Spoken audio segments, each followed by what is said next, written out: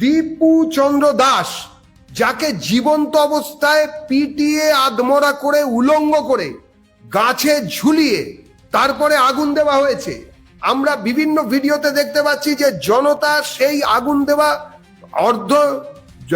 অর্ধমৃতর গায়ে আগুন দেওয়া হচ্ছে, তাতে বিভিন্ন রকম ধর্মীয় স্লোগান চলছে, ভারত বিরোধী স্লোগান চলছে, মানুষ তাকে বাঁচাতে আসছেন না, একটা মব তার সেখানে দাঁড়িয়ে সেই জনতা ভিডিও করছেন, সেটাকে লাইভ করছেন সমাজ মাধ্যমে।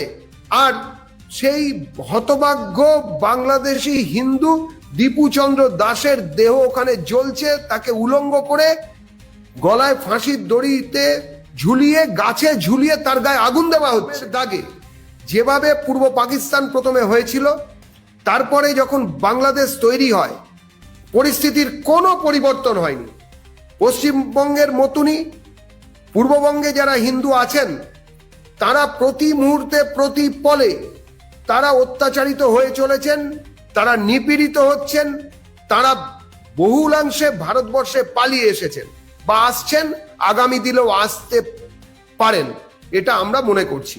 আপনারা দেখবেন যে ভিডিও এসেছে বিভিন্ন সমাজ মাধ্যমে দেখা যাচ্ছে, শুধুমাত্র কলকাতার কিছু মিডিয়া তারা এই জিনিসটাকে কেন লুকিয়ে যাচ্ছে আমরা জানি না।